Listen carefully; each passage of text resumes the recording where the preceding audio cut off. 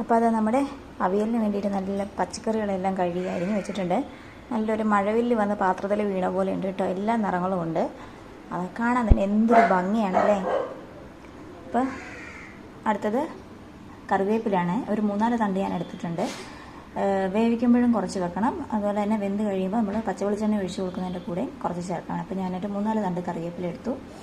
പിന്നെ അരപ്പിന് വേണ്ടത് തേങ്ങ, പച്ചമുളക് ആവശ്യത്തിന് നിങ്ങളുടെ എരിവ് അനുസരിച്ച്, പിന്നെ ചെറിയ ജീരകം. ഇത്രയാണ് അരപ്പ് തയ്യാറാക്കാൻ വേണ്ടത്. പിന്നെ ഒരു 3-4 സ്പൂണ് തൈര് എടുത്തിട്ടുണ്ട്. അത് അധികം പുളിയില്ലാത്ത തൈരാണ്. അപ്പോൾ ഇത്രയാണ് വേണ്ടത്. ഇനി വേണ്ടത് ഉപ്പും കുറച്ച് മഞ്ഞൾപ്പൊടിയാണ് കേട്ടോ.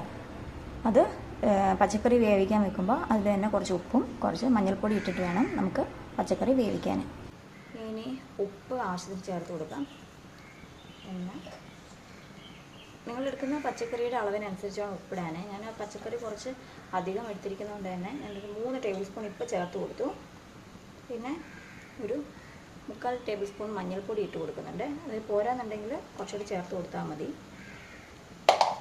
ഇനി ഇത് അടച്ചു വെച്ച് വേവിക്കാം. അപ്പോൾ അവിയലിന് അരപ്പ് തയ്യാറാക്കാൻ വേണ്ടി എല്ലാം ജാറിനുള്ളിലാക്കിയിട്ടുണ്ട്.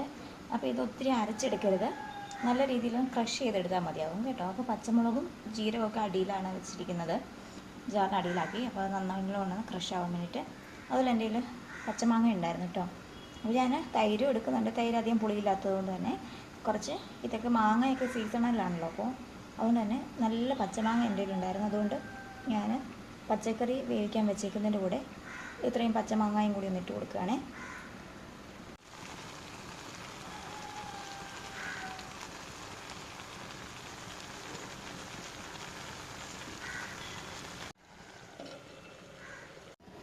ഈ ഒരു പാകത്തിൽ നല്ലോണം ചതച്ചെടുത്തിട്ടുണ്ട്, അരച്ചിട്ടില്ല, നല്ലോണം ചതച്ചെടുത്തിരിക്കുന്നതാണ്. പച്ചക്കറിയൊക്കെ നല്ലോണം വെന്ത് വന്നിട്ടുണ്ട്. തീ കുറച്ച് വെച്ചിട്ടുണ്ട്. എന്നിട്ട് ഒന്ന് ഇളക്കി കൊടുത്തിട്ട് നല്ലോണം വെന്ത് ഉടഞ്ഞിട്ടുണ്ട്. ഇനി നമുക്ക് അരച്ച് വെച്ച് അരപ്പ് ചേർത്ത് കൊടുക്കാം.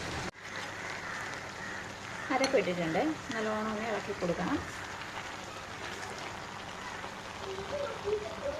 ഇതൊന്നാവാൻ വേണ്ടി ഞാൻ അരച്ചതിൻ്റെ ഒന്ന് ആ വെള്ളം കൂടി ഇതിലേക്ക് ഒഴിക്കുകയാണ്. നല്ലോണം ഒന്ന് ഇളക്കണേ. നന്നായിട്ട് ഇളക്കി മിക്സ് ചെയ്തിട്ട് കുറച്ച് നേരം കൂടി ഒന്ന് അടച്ച് വെച്ച് ഈ അരപ്പും കഷ്ണങ്ങളും എല്ലാം കൂടി അതിൽ നല്ലോണം പിടിക്കണം. അതിന് വേണ്ടിയിട്ടാണ്. ഇതിൻ്റെ കൂടെ കുറച്ച് കറിവേപ്പിലയും കൂടി ഇട്ട് ഞാൻ മിക്സ് ചെയ്തിട്ടുണ്ട്. ബാക്കിയുള്ള കറിവേപ്പില ഞാൻ അവസാനമാണ് ചേർക്കാൻ പോണത്. അപ്പോൾ ഇത് അടച്ചു വെച്ചൊന്നുകൂടി വേവിക്കാൻ പോകണം. ഞാൻ കുറച്ച് ഉപ്പ് കൂടെ ചേർത്ത് കൊടുത്തിട്ട് നല്ലോണം ഒന്നുകൂടി ഇളക്കി കൊടുക്കുന്നുണ്ട്. അപ്പോൾ എനിക്കിത് കുറച്ചും കൂടി വെള്ളമുണ്ട്, കണ്ടില്ലേ. അപ്പോൾ ഞാൻ ഇത് നല്ലോണം വറ്റിച്ചെടുക്കുകയാണ്. എനിക്ക് ഇത് തീ ഓഫ് ഞാൻ കുറച്ച് തൈരും കൂടെ ചേർക്കുന്നുണ്ട്. അപ്പോൾ കുറച്ചൊരിച്ചിരി വെള്ളം പോലെ ഉണ്ടാവും. അപ്പോൾ അതുകൊണ്ട് തന്നെ ഇതിലുള്ള വെള്ളം വറ്റുന്നത് വരെ വെയിറ്റ് ചെയ്യണം കേട്ടോ. അപ്പോൾ നമ്മുടെ അവിയൽ നല്ലോണം വെന്ത് വെള്ളമൊക്കെ വറ്റി ഞാനിതിലേക്ക് വെളിച്ചെണ്ണയും കറിവേപ്പിലയും കൂടി ചേർത്ത് കൊടുക്കാൻ പോവാണ്. അപ്പോൾ ഇത് അവിയലിൽ വെളിച്ചെണ്ണ തന്നെ ചേർക്കുന്നതാണ് നല്ല രുചി. നിങ്ങളുടെ ഇഷ്ടമനുസരിച്ച് ഓരോന്നൊക്കെ ചേർക്കണം കേട്ടോ. വെളിച്ചെണ്ണയാണ്, തേങ്ങ ചേർക്കുന്നുണ്ട് തന്നെ വെളിച്ചെണ്ണയാണ് രുചി. ഞാൻ വെളിച്ചെണ്ണ ചേർത്ത് കൊടുത്തു. വെളിച്ചെണ്ണ ആവശ്യത്തിന് ചേർത്ത് കൊടുത്തു. ഇനി മേലെ കൂടി കുറച്ച് പച്ചക്കറിവേപ്പിലയും കൂടി ഇടുകയാണ്.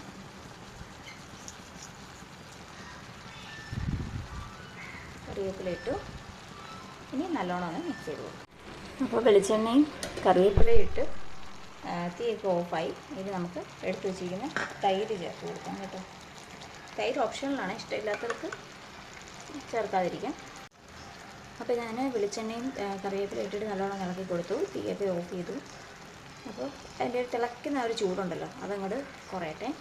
എന്നിട്ട് നമുക്ക് എടുത്ത് വെച്ചിരിക്കുന്ന തൈര് ചേർത്ത് നല്ലോണം മിക്സ് ചെയ്ത് കൊടുക്കാം കേട്ടോ. തൈര് ഓപ്ഷനിലാണ്.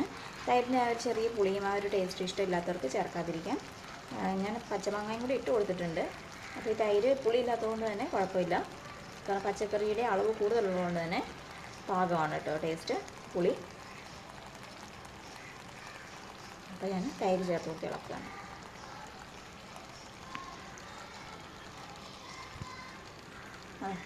ഇത്രയും തൈര് ചേർത്തിട്ടുള്ളൂ കേട്ടോ. ഒരു 4-5 സ്പൂൺ തൈര് നല്ലോണം മിക്സ് ചെയ്തിട്ട് അടച്ച് വെച്ച് ഉപയോഗിക്കാം. അവിയൽ റെഡി ആയിട്ടുണ്ട്. റെസിപ്പി എല്ലാവരും ട്രൈ ചെയ്ത് നോക്കണം. നല്ല രുചിയാണ് കേട്ടോ.